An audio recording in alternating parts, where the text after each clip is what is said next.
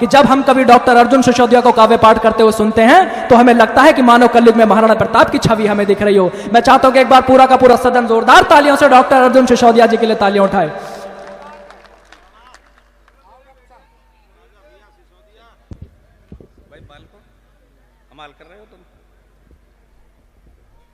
मैं साठा चौरासी के हमारे समाज के जो महनीय लोग हमारे सामने बैठे हैं उन्हें प्रणाम निवेदित करता हूं और बाहर के अंचलों से भी आए हैं। देखिए, आप बड़े मन से ये शाम सजाते हैं, मैं जानता हूं कि ये एक रात नहीं है, केवल कवि सम्मेलन की कविता की एक रात नहीं है। इसमें सोनू भाई और हमारे विनोद जी, उनके तमाम साथी, सारे वो महीनों की मेहनत होती है, उस परिश्रम का परिणाम ये एक रात होती है कविता की, जो आप मन से सजाते हैं। मैं बहुत बहुत बधाई देता हूं आयोजन समिति को। उन्होंने जितना जैसा मुझसे चाहा, मैंने उस आधार पर जो कुछ हमारी सामर्थ्य में हो सकता था अच्छा वो करने की कोशिश की। दोस्तों, इस मंच पर भाई विनीत चौहान बैठे हैं। विनीत चौहान, उनका कार्यक्रम की तिथि कोई 6 महीने से पहले नहीं मिलती। 3-4 कार्यक्रम आज 9 मई को बड़े कवि सम्मेलन उन्हें पढ़ने थे। कल उन्होंने पूर्व संध्या पर राणा प्रताप जयंती का कवि सम्मेलन पढ़ा। वो स्वयं 4 कवि सम्मेलन राणा प्रताप की जयंती पर, महाराणा प्रताप की जयंती पर आयोजित करते हैं। लेकिन मैंने उनसे आग्रह किया, भैया बहुत वर्ष हो गए, कई वर्ष हो गए हैं और साठा चौरासी में आपकी गूंज, आपकी हुंकार, आपकी गर्जना नहीं हुई, आप मुझे समय दे दो। तो उन्होंने कहा, बता, मैं तो खुद तुझे बुलाना चाहता था और मेरे पास समय है नहीं। तेने ऐसे समय में मुझे अब बताया। अपने कई कार्यक्रम छोड़ करके उन्होंने वो राशि भी जो हमने उनके लिए निर्धारित की, अपने हम वो जो लेते हैं आजकल मानदेय, वो भी नहीं दे पा रहे, लेकिन उन्होंने हमें यहां आकर के उपकृत किया है। मैं उन्हें उनका आभारी हूं और आपसे निवेदन करता हूं कि एक बार जोरदार तालियां। इन दिनों ओज का सर्वाधिक यशस्वी स्वर पूरे मुल्क में जो है, सबसे तेजस्वी स्वर, वो विनीत चौहान हमारे मंच पर हैं। मेरे भाई प्रवीण शुक्ल, भीष्म प्रतिज्ञा कविता उनकी आपके जहन में, आपके मन में होगी, वो कविता इस मंच पर होगी, जो चाहेंगे और पढ़ेंगे। भाई बलराम श्रीवास्तव ऐसे गीतकार, हो सकता है हमारी कविताएं आपको स्मरण रहें या ना रहें, लेकिन आप यदि थोड़ा सा भी कहीं दिल रखते होंगे, हृदय रखते होंगे, तो बलराम श्रीवास्तव के मुक्तक आपको वर्षों तक याद रहेंगे। ऐसे रचनाकार हमारे मंच पर, और मेरे छोटे भाई जिन्होंने बहुत अच्छा पढ़ा, चाहे पीयूष मालवीय हो, दिव्यांश हो, मोहित, बहुत जो लाडला आपका बेटा संचालन कर रहा है, कुशल कुशवाहा जो बहुत अच्छा मंच संचालन भी करता है, बहुत अच्छा कविता पाठ भी करता है, और मेरे बड़े भाई गुणवीर राणा जी बैठे हैं। सबकी उपस्थिति को प्रणाम करता हूं। दोस्तों, मैं 4 पंक्तियां पढ़ना चाहता हूं महाराणा प्रताप के नाम। महाराणा प्रताप, 4 पंक्तियां, क्या 2-3 छंद। स्वागत। ये छंद या तो यहां पढ़े जाते हैं या कभी प्रताप जयंती के कार्यक्रम में पढ़े जाते हैं। मेरे मित्रों ने भी मंच पर वो शायद ना सुने हो।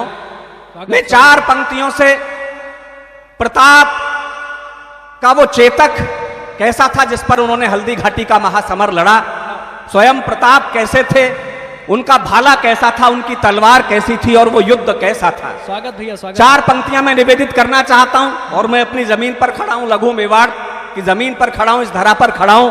मुझे सूचित हो जाए आपका मन मिले। स्वागत, स्वागत भैया। सोनू, बैठ जाओ।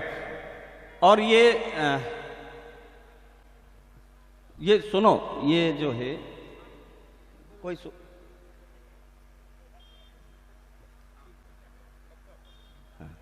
कान में बता गए कोड भैया, हमें बता दो। हाँ सूरज बाली, बस बैठ। नहीं, वो पहले की क्या है, ये 4 पंक्तियां पढ़ते हैं। स्वागत। विनीत भैया,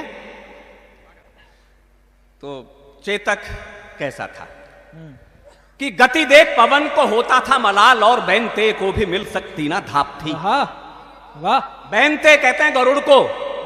गति देख पवन को होता था मलाल, और बैनते को भी मिल सकती ना धाप थी। रामबाण जैसा द्रुत गति से निकल जाता, जिसकी त्वरा गहे प्रताप का प्रताप थी। जिंदाबाद। त्वरा कहते हैं लगाम को।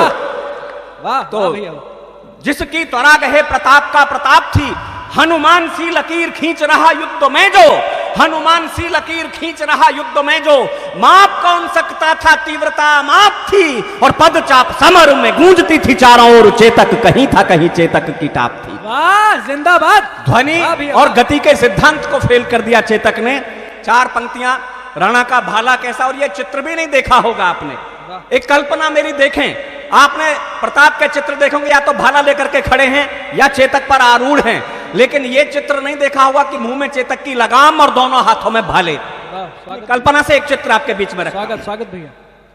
कि राणा रण केसरी का भाला, भाल वीरता का चमक रहा था चपला सा सैन्य घन में। भाला कैसा था प्रताप का, राणा रण केसरी का भाला, भाल वीरता का चमक रहा था चपला सा सैन्य घन में, और प्रबल प्रताप के प्रताप की चमक तेज दीप्त हो रही थी मानो कुंत के नयन में। प्रबल प्रताप के प्रताप की चमक तेज दीप्त हो रही थी मानो कुंत के नयन में। लंका दग्धकारी हनुमान पुच्छ के समान, दावानल सी लगा रहा था वन में, और राणा का था भाला मुगलों की खोदता कबर, कांपता था अकबर दिल्ली के भवन में। राणा का था भाला मुगलों की वाह भैया जिंदाबाद। अकबर दिल्ली के भवन में, राणा का था भाला मुगलों की खोदता कबर, कांपता था अकबर दिल्ली के भवन में। वाह जिंदाबाद। एक बार जोरदार तालियां पूरे सदन की तरफ से। वाह भैया वाह। 4 पंक्तियां, प्रधान जी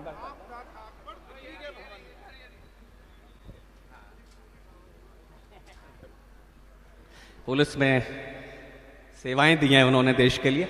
मैं 4 पंक्तियां, चेतक कैसा था, भाला कैसा, तलवार कैसी थी। स्वागत भैया। 4 पंक्तियां प्रताप की तलवार के नाम। स्वागत भैया।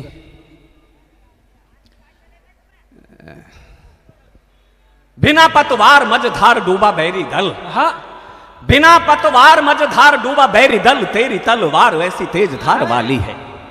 बिना पतवार मझधार डूबा बैरी दल, तेरी तलवार वैसी तेज धार वाली है, और मान का उतारने को मान गतिमान बनी, ज्योति हिंदुओं के स्वाभिमान की निराली है। मान का उतारने को मान गतिमान बनी, ज्योति हिंदुओं के स्वाभिमान की निराली है। तो कपटी कुचाली कामी देशद्रोहियों का रक्तपान करने को बनी काली विकराली है, और रौंदती कपाल मुग्ध चंडी करती है नृत्य, पाके मुंड माल तुष्ट होता मुंड माली है। रौंदती कपाल मुग्ध चंडी। वाह भैया वाह। वाह भैया जिंदाबाद। अद्भुत है, अद्भुत है भैया, अद्भुत है। स्वयं प्रताप कैसे थे, सभागत चौड़ा सीना, 7 फुट 5 इंच की हाइट, बड़ी बड़ी मशाल जैसी आंखें। 4 पंक्तियां प्रताप के नाम। स्वागत भैया। कि काल की मशाल से विशाल लाल लाल नेत्र, काल की मशाल से विशाल लाल लाल नेत्र, भाले तेज पुंज भाले लिए दोनों कर में। काल की मशाल से विशाल लाल लाल नेत्र, भाल तेज पुंज भाले लिए दोनों कर में, और चपला से चंचल चपल अश्वचेतक पे होके सावधान रास दाबे हैं अधर में। चपला से चंचल चपल अश्वचेतक पे होके सावधान रास दाबे हैं अधर में। भ्रकुटी कमान पे चढ़ाए लक्ष्य का है बाण, भ्रकुटी कमान पे चढ़ाए लक्ष्य का है बाण, शत्रुनासी तलवार बांधे हैं कमर में, और काली किलकारी दे दे ताली नाचे कूद कूद देने को कलेवा राणा आए हैं समर में। काली किलकारी दे दे ताली नाचे कूद कूद देने को कलेवा राणा आए हैं समर में। अद्भुत है भैया, अद्भुत। मैं एक बात बहुत मन से कह रहा हूं, जिन लोगों ने भूषण को पढ़ा हो कभी, इतना श्रेष्ठ शिल्प मैंने बरसों बाद सुना है। या तो हमारे ब्रजेंद्र अवस्थी जी कहते थे, या भूषण के छंद इतने अच्छे हुए हैं, अभी तक वीर रस में कोई भी कवि इतने अच्छे छंद हिंदुस्तान में नहीं लिख पाया है जितने 4 छंद इस मेरे भैया ने पढ़ दिए हैं। एक बार पूरा सदन अच्छी कविता के लिए तालियां बजा दे। विनीत भैया हमारे शौर्य के एक ऐसे शिलालेख हैं, आने वाली पीढ़ियां जिन्हें पढ़ेंगी, सुनेंगी, या जो सुन रहे हैं वो फक्र करेंगे। मैं 4 पंक्तियां, सावन के महीने में बरसात हो रही थी और हल्दी घाटी का महासमर प्रताप ने लड़ा। 4 पंक्तियां पढ़ता हूं, आपका मन मिले। कि घुमड़ घुमड़ घटा घन घन घन घोर छोड़े जल धार प्यास धरा की बुझाने को। घुमड़ घुमड़ घटा घन घन घन घोर छोड़े जल धार प्यास धरा की बुझाने को। यहाँ ललकार जय जयकार करे चीतकार भिड़े भट भूको रक्त सिंधु में डुबाने को। यहाँ ललकार जय जयकार करे चीतकार भिड़े भट भूको रक्त सिंधु में डुबाने को। तो रुंड सुंड हीन गज डोले डगमगे धरा, मानो कार्तिकेय बढ़े धनुज हराने को। और राणा रण केसरी दहाड़े रण खेत बीच, धर्म के बचाने को अधर्म के मिटाने को। राणा रण केसरी दहाड़े रण खेत बीच, धर्म के बचाने को अधर्म के मिटाने को। राणा रण केसरी दहाड़े रण खेत बीच। वाह भैया वाह, केसरी दहाड़े। जिंदाबाद। मैं प्रणाम करता हूं और 4 पंक्तियां मैं अपने परिचय में पढ़ दूं। मैं क्या हूं, क्या लिखता हूं, क्यों लिखता हूं। स्वागत भैया स्वागत। कि भारती की आरती उतारती है मेरी कला, एक ही क्या भारी मैं पढ़ूंगा लाख लाख पर। हाँ शिल्प। भारती की आरती उतारती है मेरी कला, एक ही क्या भारी मैं पढ़ूंगा लाख लाख पर। द्रोणाचार्य जैसा गुरु चाहे ना मिला हो मुझे, किंतु मैं डटा हूं एकलव्य वाली शाख पर। द्रोणाचार्य जैसा गुरु भले ना मिला हो मुझे, किंतु मैं डटा हूं एकलव्य वाली शाख पर। धधकते अनल को राख किया करता हूं, धधकते अनल को राख किया करता हूं। अनल जगाना जानता हूं बुझी राख पर। नाम अर्जुन काम अर्जुन का है मेरा, मेरा है निशाना सदा चिड़िया की आंख पर। नाम अर्जुन काम अर्जुन। जिंदाबाद। वाह भैया वाह, वाह वाह वाह वाह वाह। मैं दोस्तों ये कविता जो मैं पढ़ने जा रहा हूं, ये कविता भाई प्रवीण शुक्ल के संचालन में जी न्यूज पर कवि युद्ध में मैं और मेरे बड़े भाई विनीत चौहान जी साथ थे हम लोग। ये वहां मैंने पढ़ी, शायद आप तक पहुंची हो। ये कविता जब अभिनंदन आ रहे थे बाघा बॉर्डर पर, तो आज तक चैनल के माध्यम से सीधी प्रसारित की गई थी। मैंने इंडिया गेट पर ये पढ़ी थी आज तक चैनल पर। एक और अभिनंदन आ रहे हैं पाकिस्तान से, एक और ये कविता चल रही थी, शायद आप तक पहुंची। वो कविता मैं आप तक पहुंचाता हूं। स्वागत स्वागत भैया। साहब 4 पंक्तियां मैं अभिनंदन के नाम पढ़ता हूं। अभिनंदन के नाम इसलिए पढ़ता हूं, अभिनंदन ने जिस विमान से F-16 को गिराया था वो 60 वर्ष पुराना विमान था, MiG-21। अमेरिका को गुरूर था F-16 पर, पाकिस्तान को घमंड था। लेकिन उस वीर मां के उस वीर बेटे को सैल्यूट, जिसने F-16 का पीछा दुश्मन की सरहद तक नहीं छोड़ा और दुश्मन की सरहद में जाकर के F-16 को गिरा करके पाकिस्तान की जमीन पर भारत माता की जयकारा का जय जय घोष किया, वंदे मातरम के नारे लगाए। पांव में गोली लगी, वहां हिंसा भी हुई अभिनंदन के साथ। लेकिन इसके बावजूद भी जब अभिनंदन बाघा बॉर्डर से आ रहे हो थे, तो आपने अभिनंदन की बॉडी लैंग्वेज देखी होगी। पैर में गोली लगी हुई थी, लेकिन जिस तरह से सीना तान करके मस्तक उठा करके अभिनंदन चल रहे थे, उनकी कसी हुई मुट्ठियां आपने देखी होंगी, उनका तना हुआ सीना आपने देखा होगा, उनकी तनी हुई मूछें आपने देखी होंगी, उनका उठा हुआ मस्तक आपने देखा होगा। एक क्षण के लिए आपको लगा होगा कि ये अभिनंदन नहीं आ रहा पाकिस्तान से, जैसे गाल पर तमाचा मार करके पाकिस्तान से हिंदुस्तान का बेटा या हिंदुस्तान का तिरंगा या खुद हिंदुस्तान लौट रहा था। हमने उपनिषदों में कहानी पढ़ी नचिकेता की। नचिकेता यमलोक चले गए थे, वापस भेजना पड़ा यमराज को नचिकेता को। 99 में कारगिल के युद्ध में हमारे फ्लाइट लेफ्टिनेंट नचिकेता इसी तरह से विंग कमांडर अभिनंदन की तरह सरहद के पार गए थे, लेकिन 7 दिन बाद पाकिस्तान को उन्हें वापस भेजना पड़ा। मैं 4 पंक्तियां अभिनंदन के नाम पढ़ता हूं। महाभारत में कुरुक्षेत्र के युद्ध में अभिमन्यु वीर गति को प्राप्त हो गए, लेकिन चौथी पंक्ति यदि मैं अपनी जमीन पर आपके बीच में अपना सबसे अच्छा पढ़ रहा हूं तो आपका मन मिले, उस इतिहास को दोहराकर और उससे आगे इतिहास गढ़ करके अभिनंदन लौटे। 4 पंक्तियां मेरी संभालना, मैं आप तक पहुंचा हूं तो पूरा मन देना। स्वागत स्वागत भैया। हाँ भैया बैठ जाओ, बैठ जाओ, बैठ जाओ। सोनो भैया, मिंटू चाचा, सोनो भैया देखो इधर खाली सोफा है, इधर बैठ जाओ। मिंटू चाचा जी आगे से कविता सुनो, पीछे से नहीं। हाँ अच्छा मिंटू भाई, मिंटू भाई वो वहां नहीं, वो मोहब्बत है, सब वहीं बैठेंगे। हाँ अब बस आप मुझे देना, मैं स्वागत स्वागत मैं आप तक पहुंच जाऊं तो आपका आशीष मिले सुबोध भाई। कि शौर्य के शिलालेख गढ़कर के पौरुष की पुस्तक में प्रश्न नहीं जोड़कर, मैं विनीत चौहान मेरे बड़े भाई हैं, मैं उन्हें सौंपता हूं ये पंक्तियां और उन्हें प्रिय भी हैं। कि शौर्य के शिलालेख गढ़कर के पौरुष की पुस्तक में प्रश्न नहीं जोड़कर लौटा है वंदन अभिनंदन का, एक और नचिकेता यम की कलाई को मरोड़ कर लौटा है। वंदन अभिनंदन का एक और नचिकेता यम की कलाई को मरोड़ कर लौटा है। तो मृत्यु के ललाट पर लिखी है जय गाथा, फिर काल के कपाल पर लिखी है जय गाथा, फिर ठोकरों के भी निशान छोड़कर लौटा है। और कौरवों के दल में घुसकर अकेले ही अभिमन्यु चक्रव्यूह तोड़ कर लौटा है। जिंदाबाद अर्जुन सिसोदिया, वाह वाह भैया वाह, अद्भुत है भैया, वाह वाह। मृत्यु के ललाट पर लिखी है जय गाथा, फिर वाह भैया, मृत्यु के ललाट पर लिखी है जय गाथा, फिर काल के कपाल पर लिखी है जय गाथा, फिर ठोकरों के भी निशान छोड़कर लौटा है, कौरवों के दल में घुसकर अकेले ही अभिमन्यु चक्रव्यूह तोड़कर लौटा है। 4 पंक्तियां पढ़ता हूं साहब। इस छंद की एक पंक्ति हमारी एयरफोर्स के नाम, दूसरी पंक्ति हमारी मिलिट्री के नाम, थल सेना के नाम, तीसरी पंक्ति हमारी जल सेना के नाम, और चौथी पंक्ति तीनों सेनाओं की ओर से सामूहिक। यदि मैंने आपके बेटों का सच बोल दिया हो, आपको भरोसा जग जाए, तो हाथ उठा करके तालियां बजा करके मुझे आशीष देना। मेरी 4 पंक्तियां संभालना कि खड़ा हुआ खंबा सा अचंभा करेगा विश्व। शायद पूरे संसार को यह यकीन हो गया होगा जब 12 लड़के 12 मिराज लेकर के सरहद के पार 21 मिनट के लिए गए और जो कुछ करके लौटे, उसके बाद एक भरोसा हिंदुस्तान को भी में भी जगा होगा, आपके दिलों में भी जगा होगा, और दुनिया ने भी हिंदुस्तान के बेटों का पराक्रम देखा। तब पढ़ता हूं कि खड़ा हुआ खंबा सा अचंभा करेगा विश्व, खड़ा हुआ खंबा सा अचंभा करेगा विश्व, अंबर में ऐसी परवाज कर देंगे हम। खड़ा हुआ खंबा सा अचंभा करेगा विश्व, अंबर में ऐसी परवाज कर देंगे हम, और भूतल पर मांगेगा शत्रु जिंदगी की भीख, प्राणों के लिए मोहताज कर देंगे। जिंदाबाद भैया, वाह। खड़ा हुआ खंबा सा अचंभा करेगा विश्व, अंबर में ऐसी परवाज कर देंगे हम, भूतल पर मांगेगा शत्रु जिंदगी की भीख, प्राणों के लिए मोहताज कर देंगे हम। सागर की लहरों में बड़वानल जागेगा, बड़वानल जागेगा सागर की लहरों में, आज तक जो ना हुआ आज कर देंगे हम, और फिर कोई भारत से युद्ध ना करेगा कभी, इस बार अंतिम इलाज कर देंगे। जिंदाबाद, वाह भैया, क्या भाषा है, वाह, अद्भुत है। फिर कोई भारत से युद्ध ना करेगा कभी, इस बार अंतिम इलाज कर देंगे। लेकिन राजनीति करने नहीं देती।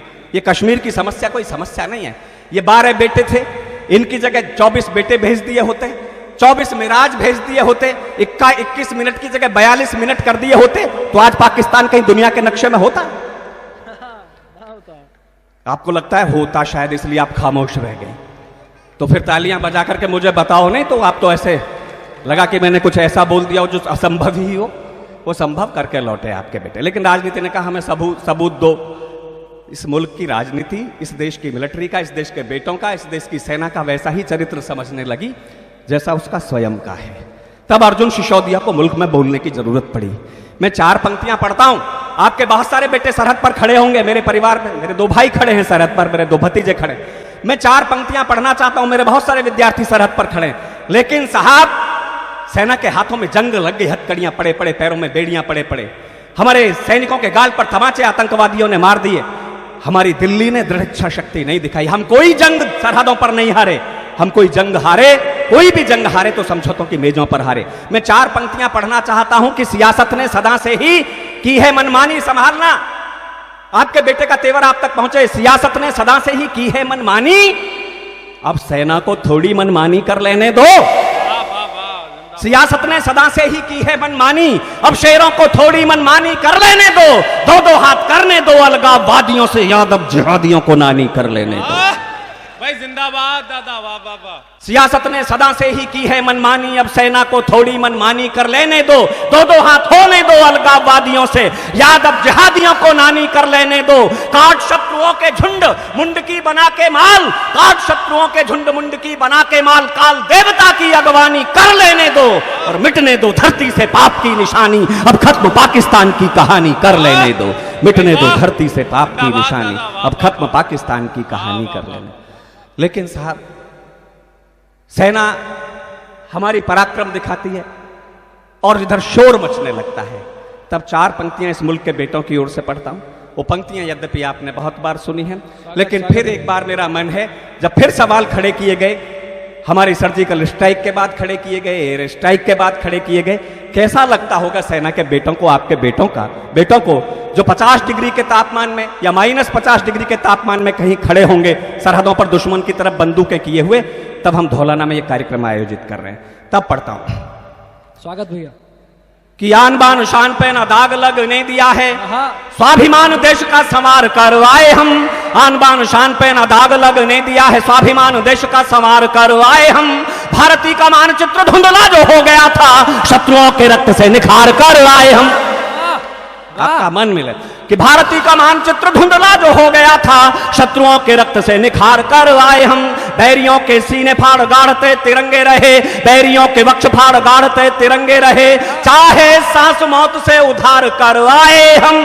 और अगली पंक्ति आप तक पहुंच जाए तो एक हाथ खामोश ना रहे। ये जो पंक्ति है, जब मैंने पहली बार विनीत भाई साहब को सुनाई, विनीत भैया यहां बैठे हैं, तो उन्होंने कहा फोन पर इस पंक्ति को सुनकर के, अर्जुन तो मैं खुद नहीं पता कि तुमने क्या बड़ी बात इस पंक्ति में कह दी है। वो बड़े कवि हैं, क्या उन्हें बड़ा लगा होगा ये तो वो जाने, लेकिन उन्होंने जब ये टिप्पणी की तो मुझे लगा कि शायद मैंने कुछ तो ठीक कह ही दिया होगा यदि विनीत चौहान ने ये कहा है मेरे संदर्भ में।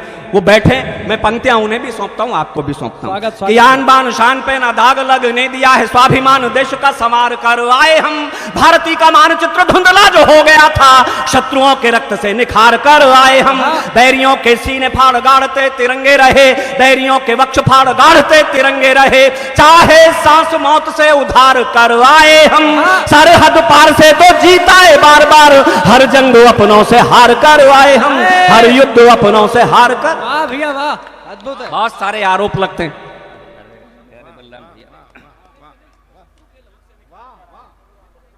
बलराम भैया वास्तव में बड़े और बहुत बड़े रचनाकार हैं। आने वाला समय इस बात का मूल्यांकन करेगा। वो बहुत रेखांकित किए जाने वाले, आने वाले समय में रेखांकित किए जाने वाले रचनाकार हैं। उनकी सहज उपस्थिति मेरे अनुरोध पर यहां हो गई। प्रवीण भाई यहां उपस्थित हैं।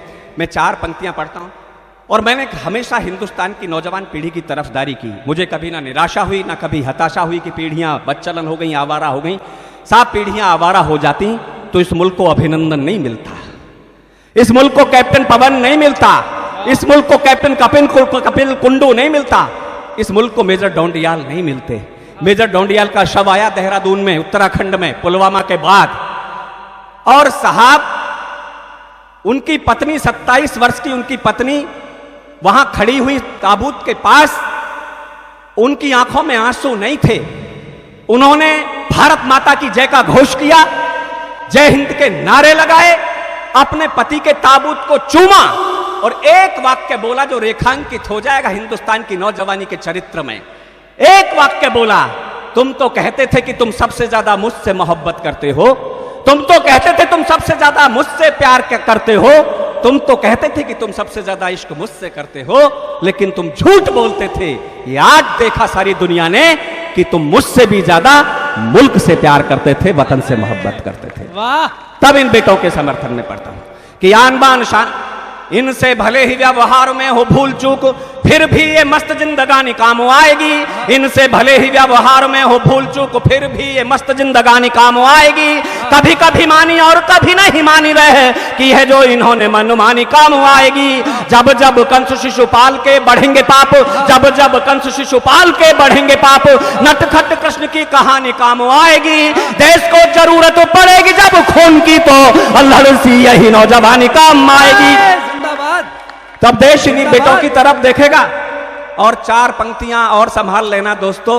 उत्तर प्रदेश में जहां इस जमीन पर हम खड़े हैं, यही पूर्वांचल में एक छोटी सी जगह गाजीपुर। हमें किसी धर्म से, किसी धर्म की, किसी जाति की या किसी क्षेत्र की बात हम नहीं करते। कवि तो सबका होता है। लेकिन एक बात कहना चाहता हूं, सन 65 के युद्ध में हमारे पड़ोसी मुल्क को दुनिया की सबसे बड़ी ताकत ने कुछ टैंक दिए थे घोषणा करके, या अजय टैंक के इन्हें कोई तोड़ नहीं सकता। इस मुल्क के बेटे सारे के सारे टैंक तोड़ करके लौटे, भले ही तिरंगे में लिपट करके लौटे। गाजीपुर का भी एक बेटा था जिसके शौर्य के रक्त से रंजित वर्दी आई होगी, क्योंकि अधिकारियों के शव आते थे उस समय, सिपाहियों की वर्दियां आती थी। पुरानी जीप से 7 टैंक तोड़े थे अब्दुल हमीद ने, और उनके साथियों ने बहुत सारे टैंक तोड़े थे। वो टैंक चाहे मेरठ की छावनी में खड़े हों, दिल्ली खड़े हों, आपने देखे होंगे जिन पर गुमान था, गुरूर था अमेरिका को, वो टैंक तोड़ करके इस मुल्क के बेटे जब लौटे होंगे तो साथी सैनिकों ने क्या बताया होगा, किस पराक्रम से वो लड़े। मेरी पूजा जैसी 4 पंक्तियां संभालना, जहां कहीं स्वर्ग में वो हों, वहां तक अंतिम पंक्ति पर ताली आपकी उठ करके उनको प्रणाम निवेदित कर लें कि शत्रु आए शक्ति के गुमान से भरे हुए जो सीमाओं पे दंभ उनका निचोड़ दिया है। शत्रु आए शक्ति के गुमान से भरे हुए जो सीमाओं पे दंभ उनका निचोड़ दिया है। भारतीय सैनिकों ने तोप से अड़ा के सीने मौत के दहानों का भी मुंह मोड़ दिया है। भारतीय सैनिकों ने तोप से अड़ा के सीने मौत के दहानों का भी मुंह मोड़ दिया है। शत्रुओं के मस्तकों को मुट्ठियों में भींच भींच, शत्रुओं के मस्तकों को मुट्ठियों में भींच भींच, कच्ची मिट्टी के घड़ों के जैसा फोड़ छोड़ दिया है। अम्मा तेरे लाडले ने प्राण छोड़ने से पहले, अम्मा तेरे लाडले ने प्राण छोड़ने से पहले शत्रुओं का आखिरी भी टैंक तोड़ दिया है। वाह भैया वाह, अद्भुत है, वाह वाह वाह वाह वाह। कोई समस्या नहीं कश्मीर की। जिस दिन इस मुल्क के बेटों के हथकड़ियां खोल देगी हाथों की दिल्ली, पांव की बेड़ियां खोल देगी, उस दिन सरहद के पार तिरंगे ही तिरंगे दिखाई देंगे। ये भरोसा यदि जग जाए तो 4 पंक्तियां पढ़ना चाहता हूं। और जब उमर खालिद और कन्हैया कुमार नारे लगा रहे थे देश की राजधानी के सबसे बड़े शिक्षण संस्थान में खड़े होकर के, भारत तेरे टुकड़े होंगे इंशाअल्लाह इंशाअल्लाह, तभी कैप्टन पवन के और कैप्टन कपिल कुंडू के शव आए थे। साहब सैल्यूट करना, एक 26.5 साल का, एक 27 साल का इकलौता बेटा तिरंगे में लिपट करके आ गया। और कोई मां ये भाषा बोल दे कि मुझसे सौभाग्यशाली कोख किस मां की होगी, राष्ट्र ध्वज का कफन ओढ़ा मेरे लाल ने। मैं तो छोटी मां हूं, बड़ी मां तो माता भारती है, बड़ी मां से ऊंचा नाता जोड़ा मेरे लाल ने। मैं तो छोटी मां हूं, बड़ी मां तो माता भारती है, बड़ी मां से ऊंचा नाता जोड़ा मेरे लाल ने। अश्रुधारा बह रही है, गर्व से मां कह रही है, सैनिक का प्राण नहीं तोड़ा मेरे लाल ने। शत्रुशीष फोड़ दिए, चाहे प्राण छोड़ दिए, हाथ से तिरंगा नहीं छोड़ा मेरे लाल ने। हाथ से तिरंगा। उन माओं को सैल्यूट करते हुए मैं पंक्तियां निवेदित करना चाहता हूं। मेरी 4 पंक्ति जाएं, कुछ ही ये समस्या नहीं। जिस दिन भी दिल्ली अपनी दृढ़ इच्छा शक्ति दिखा देगी, उस दिन ये सारी समस्याएं हल हो जाएंगी। कि शत्रुओं ने कश्मीर पाक में मिलाने के जो कल्प चित्र खींचे हैं समूचे फाड़वाएंगे। शत्रुओं ने कश्मीर पाक में मिलाने के जो कल्प चित्र खींचे हैं समूचे फाड़वाएंगे। शत्रु दुशासन सा जो छू गया है मां का चीर, उनकी भुजाएं भीम से उखाड़वाएंगे। शत्रु दुशासन सा जो छू गया है मां का भाल, उनकी भुजाएं भीम से उखाड़वाएंगे।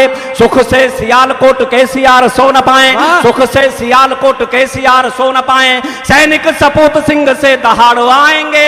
और दिल्ली 10 घंटे की इजाजत हमें जो दे दे, दिल्ली 10 घंटे की इजाजत इन्हें जो दे दे, इंच इंच पाक में तिरंगे गाड़वाएंगे।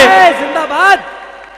वाह भैया वाह, अद्भुत है। 4 पंक्तियां मेरा मन है चंद्रशेखर आजाद के नाम पढ़ने का। स्वागत स्वागत। मैं कई बार प्रताप का चित्र देखता हूं तो उनके बाद में मुझे सर्वाधिक कोई क्रांतिकारी प्रभावित करता है तो आजाद करते हैं गुणवीर भैया। कारण शायद मेरे मन में ये रहा हो, जिन विषम परिस्थितियों में प्रताप ने युद्ध लड़ा था, हल्दी घाटी का महासमर लड़ा था, भूखे रह करके, घास की रोटियां खा करके, अकेले, सारे रजवाड़े तो अकबर के अधीन चले गए थे, उसके साथ खड़े थे।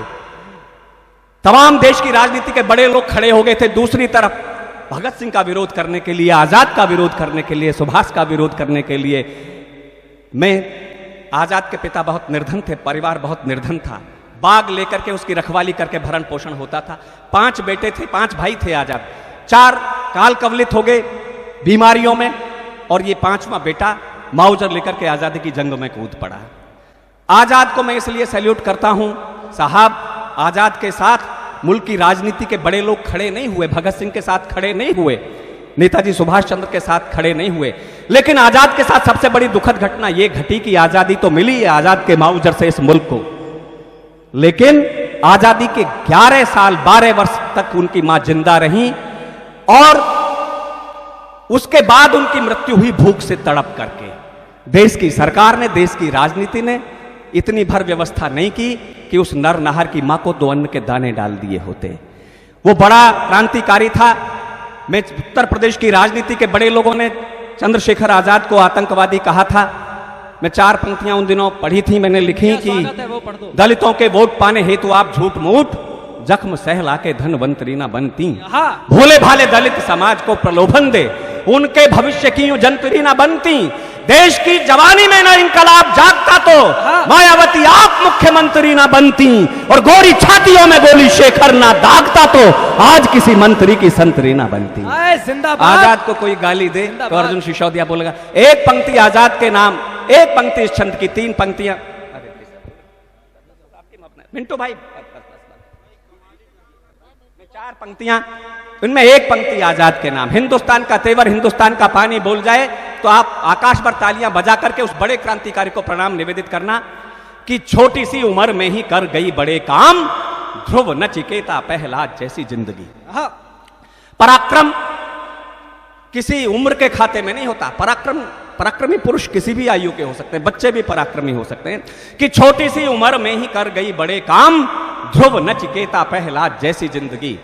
जन्म से नगण्य किंतु कर्म से प्रणम्य बनी, शबरी जटायु वै निषाद जैसी जिंदगी। मृत्यु के पश्चात भीष्म को भी स्वर्ग की प्राप्ति हुई, जटायु को भी स्वर्ग की प्राप्ति हुई, लेकिन जटायु को ऊंचा स्थान मिला। तो जटायु भीष्म ने आपत्ति दर्ज की, यमराज से कहा कि इसको, धर्मराज से कहा कि इसको ऊंचा स्थान दे दिया, ये पक्षी है, मैंने त्याग और तपस्या के साथ वीर गति प्राप्त की युद्ध के मैदान में, मुझे स्वर्ग की प्राप्ति हुई, यश की प्राप्ति हुई, लेकिन ये इतना छोटा आसन मुझे दिया गया जटायु से। तो धर्मराज ने कहा, देखिए आपके पास में शस्त्र थे, शक्ति थी, साम्राज्य था, सेना थी, संपत्ति थी, फिर भी आप अपने ही घर में अपने वंश की वधू का होता हुआ चीर हरण नहीं रोक सके। इसके पास में शस्त्र नहीं थे, इसके पास में संपत्ति नहीं थी, साम्राज्य नहीं था, सेना नहीं थी, फिर भी इसने स्त्री की मर्यादा की रक्षा में, सीता की मर्यादा की रक्षा में अपने प्राणों का उत्सर्ग कर दिया रावण से लड़ते हुए। इसलिए जटायु को भीष्म से ऊंचा स्थान तब पड़ता कि छोटी सी, आप मन से सुन लीजिए, और कहीं मैंने आपके मन को छू लिया हो तो मेरे हिस्से की जो तालियां शेष हों उन्हें कविता की अंतिम पंक्ति पर, इन 4 पंक्तियां मैं पढ़ता हूं, अंतिम पंक्ति पर तालियां उठा करके मुझे विदा देना। मेरे बड़े कवि यहां बैठे जिन्हें पढ़ना है, मन से पढ़ना है और आपको मन से सुनना है। देखिए, आप ये आश्वस्ति मुझे दें, मुझे पता है कि मैं भाई विनीत चौहान को, भाई प्रवीण शुक्ला को कैसे यहां लेकर के आया हूं। आप यदि उन्हें बिना सुने एक भी व्यक्ति उठ करके जाएगा तो बहुत कुछ खो करके जाएगा। मैं एक छंद पढ़ करके बैठना चाहता हूं, मेरे हिस्से की तालियां मुझे दे दें और फिर भरपूर प्यार देना अपने इन हिंदुस्तान के ऐसे कविता के हरकारों को जिन्होंने पूरी दुनिया में शौर्य की और हास्य की पताका को लहराया है। ये बड़े लोग हैं, बड़े महनीय लोग हैं। मैं 4 पंक्तियां पढ़ता हूं आजाद के नाम कि छोटी सी उम्र में ही कर गई बड़े काम, ध्रुव नचिकेता प्रहलाद जैसी जिंदगी। छोटी सी उम्र में ही कर गई बड़े काम, ध्रुव नचिकेता प्रहलाद जैसी जिंदगी। जन्म से नगण्य किंतु कर्म से प्रणम्य बनी, शबरी जटायु वै निषाद जैसी जिंदगी। जन्म से नगण्य किंतु कर्म से प्रणम्य बनी, शबरी जटायु वै निषाद जैसी जिंदगी। डायर के सीने में उतार गोली ऊधम से, डायर के सीने में उतार गोली ऊधम से, सीना तान के जियो फौलाद जैसी जिंदगी। और जीते जी फिरंगी सरकार जिसे छू न सकी, धन्य चंद्रशेखर आजाद जैसी जिंदगी। भारत माता की, भारत माता की।